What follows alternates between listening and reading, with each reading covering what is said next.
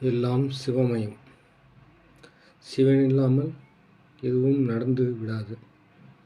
அனைத்து ஆன்மீக நண்பர்களுக்கும் எனது வணக்கங்கள்.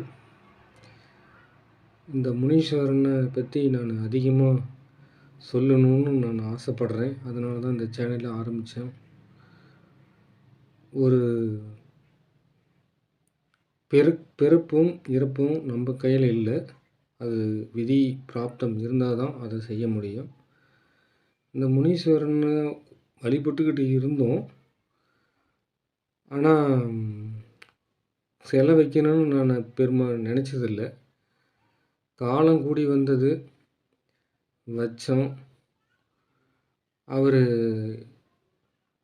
நான் வேலை செய்யும்போது, காட்டில் வேலை செய்யும்போது நைட்டு 10 மணி வரைக்கும் கூட வேலை செய்வேன். ஆனால் இந்த நேரத்துக்கு என்ன 4 மணிக்கு எழுப்பிவிடு அப்படின்னா கரெக்டாக எழுப்பிவிடுவார். கரெக்டாக அந்த தூக்க கலக்கமே இல்லாமல், தூக்க கலைப்பே இல்லாமல் எழுந்திரிச்சு நான் வேலை செஞ்சது காலம்லாம் உண்டு. அது அவர் என்ன நினச்சாரோ, நான் ஓய்வு எடுக்கணும்னு நினச்சி அது அந்த காரியம் இந்த நோய் எனக்கு வந்து என்னவோ எனக்கு தெரியாது. ஆனால் ஒரு சின்ன செங்கல் எடுத்து ஒரு வீடு கட்டணுன்னா கூட அதுக்கு ஒரு பிராப்தம் இருந்தால் தான் நம்ம செய்ய முடியும். எவ்வளோ தான் பண வசதி இருந்தாலும், காசு பணம் இருந்தாலும், புண்ணியம் பலம் செஞ்சுருந்தாலும், அந்த விதி பலன் இருந்தால் தான் அந்த கோயில் கட்ட முடியும்.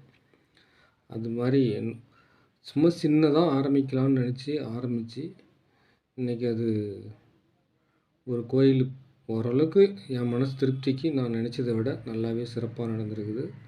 கம்மி பட்ஜெட்டில். அது நான் செய்யலை. நான் சும்மா கொஞ்சம் இது வரைக்கும் ஒரு 3 லட்ச ரூபா செலவு பண்ணியிருப்பேன். அந்த குதிரை பார்த்திங்கன்னா, அந்த குதிரைக்கு ஒரு 92,000 தான் கூலி கொடுத்தேன். அந்த குதிரை ஃபஸ்ட்டில் ஒரு முனிப்பன் சிலை மட்டும் வைக்கணும்னு ஆசைப்பட்டேன். அந்த முனிப்பன் சிலை கூட ஒரு நாககிருஷ்ணர் வந்தார். அது என்னுடைய ஐடியாவில் இல்லை. கடைசி கட்டத்தில் அப்படி சரி அதுக்கும் ஒரு சிலை வைக்கலான்னு முடிவு பண்ணும்போது கூடவே நாககிருஷ்ணரும் வந்தார். குதிரை கட்டும்போது ஒரு குதிரை, ஒரு நாய், அதுக்கு மேலே முனிப்பு வேட்டைக்கு போகிற மாதிரி ஒரு முனிப்பு சிலை இருக்கணும் மட்டும்தான் நினச்சேன். கடக்கால் போடும்போது அப்படி தான் போட்டோம். ஆனால் ஒரு வாரத்துலேயே மைண்டு மாறிடுச்சு. திரும்ப வந்து இது நம்ம மறுபடியும் எப்போ தொடர்ச்சியாக செய்கிறது, கூட வந்து நாம் ஒரு விவசாயி, அது கூட 2 காளை மாடு வைக்கணும். நம்ம அப்பா அம்மா ஞாபகார்த்தமாக காட்டுக்கு வந்து வேலை செய்கிற மாதிரி அவங்க பின்னாடி சிலை வைக்கணும். ஒரு யானை, விநாயகருக்கு அது பழமாக ஒரு முனீஸ்வரன் கூட யானை இருக்கணும். ஒரு புலி இருக்கணும், காட்டு விலங்கு புலி இருக்கணும் அப்படின்னு என் மனசுலேயே அது அவராக சொன்னதா செஞ்சுது. அது நம்ம சௌகரியத்துக்கு செஞ்சுருந்தா அது நடந்திருக்காது. நான் இந்த சிலை கட்டுறதுக்கு குறைஞ்சபட்சம் ஒரு 45,000 தான் ஆகுன்னாங்க. ஆனால் இதெல்லாம் செஞ்சப்போ ஒரு 92,000 வந்துருச்சு. ஆனால் அதுக்குள்ளேயே எவ்வளோ சிறப்பாக அந்த சிலையை அவங்க கட்டி கொடுத்தாங்கன்னா அது அந்த கடவுளினுடைய அனுகிரகம் தான்.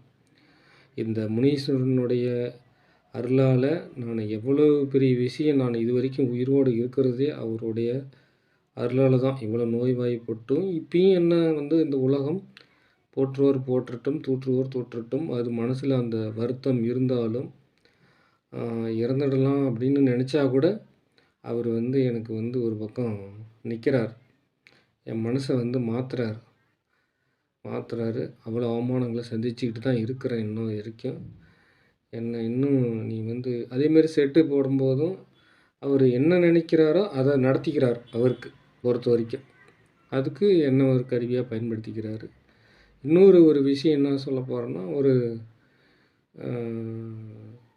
2, 3 கல்யாணங்களில் இல்லாத தடைப்பட்டுக்கிட்டே வந்தது. ஒரு பொண்ணு கொடுக்க மாட்டாங்க, பொண்ணு செட் ஆகாது. அப்படி வந்து பண்ணப்போ இங்கே வந்து கோயிலில் வந்து கும்பிட்டுட்டு போங்க அப்படின்னு சொல்லி ஒரு 3 கல்யாணம் திருமணம் நடந்திருக்குது. அவங்களுக்கு குழந்தைங்க இருக்குது, 2 பேர்த்துக்கு குழந்த இருக்குது. விளக்கு போட்டு கும்பிட்டுட்டு போனாங்க. அவங்களுக்கு குழந்தைங்க இருக்குது. 6 மாதத்துக்குள்ளே, குறைஞ்சபட்சம் 3 மாதங்களிலிருந்து 6 மாதத்துக்குள்ளே திருமணம் தடை உள்ளவங்க வந்து இந்த ஒண்டி முனீஸ்வரரையும் நாககிருஷ்ணரையும் வணங்கி ஒரு விளக்கு தீபம் ஏற்றி கும்பிட்டுட்டு போனாங்கன்னா அவங்களுக்கு 3 மாதங்களிலிருந்து 6 மாதங்களுக்குள் திருமணம் நடந்திருக்குது. ஏன்னா இன்னும் பெருசா யாருக்கும் இத பத்தி தெரியாது. ஏன்னா உள்ளூர்காரங்களே பக்கத்துல இருக்கிறவங்களே இவன் என்ன வந்து கேவலமா தான் பேசுறாங்க. இவன் வந்து அதிகமா பண்றான். சாமிக்கு இவன் தான் திமிரு எடுத்து போய் பண்றான்னு காட்ட வித்து வச்சிருந்தோம் பண்ணணும். என்னதான் பணம் இருந்தாலும் அதுக்கு கடவுளுக்கு ஒரு சேவை செய்யணும்னு விதி அம்சம் இருந்தா தான், அவங்க இயக்குனா தான் நம்ப அதுக்கு ஒரு ஏதாவது பண்ண முடியும். அந்த அடிப்படையில அது வந்து கடவுள் குடுத்த வரமா தான் நான் நினைக்கிறேன். உங்களுக்கு திருமண தடைகள் இருந்தாலும், இந்த முனிப்பன வந்து இன்னும் இத பத்தி இன்னும் விளக்கம் நெறைய சொல்லலாம் கத. அந்த அளவுக்கு வரலாறுல அவருக்கு இருக்குது. நடத்தி குடுத்துருக்கிறாரு. ஆனா, அதில லாபம் அடைஞ்சவங்களே என்ன பார்த்து கேலி பேசிட்டாங்க, பேசிக்கிட்டு இருக்கிறாங்க. ஆனா, நெறைய கதை இருக்குது. ஒவ்வொரு நாளைக்கும் ஒவ்வொரு கதை சொல்றேன் நானு. விளக்கு போட்டு குடும்பமே இதுக்கு மேல அமையாது. 2 தாரங்கள் இப்ப குழந்தைங்க இருக்குது. அது மாரி அவரு சாதாரணவர் அல்ல.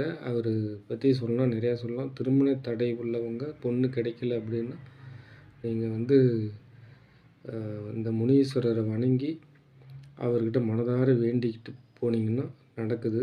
நடந்துக்கிட்டு தான் இருக்குது. இன்னும் அவருடைய வரலாறு, அவருடைய திருவிளையாடல்லாம் பார்க்கலாம். நானு ஹார்ட் பேஷண்ட்டு தான். என்னால எ யாரையும் எதிர்த்து பேச முடியாது. அதிகமா சவுண்டா பேச முடியாது. பேசுனா பிரச்சனை, உடம்புக்கு ஹெல்த்துக்கு பிரச்சனை. இருந்தாலும், நான் என்னுடைய தன்மானத்த இந்த 4 வருடமா என்ன விடல. அந்த வைராக்கியத்த எனக்கு குடுத்துக்கிட்டு இருக்கிறாரு. இனிமேலையும் குடுப்பாரு. அவர் புகழ் வளரணும் அப்படிங்கிறது தான் என்னுடைய ஆசை. இந்த முனீஸ்வரனுடைய புகழ் வளர்ந்து, அவரு நல்ல அவர்கிட்ட போனா நியாயம் கிடைக்கும் அப்படின்னு எல்லாரும் நம்பணும். அந்த நம்பிக்கை அவருக்கு வளரணும்.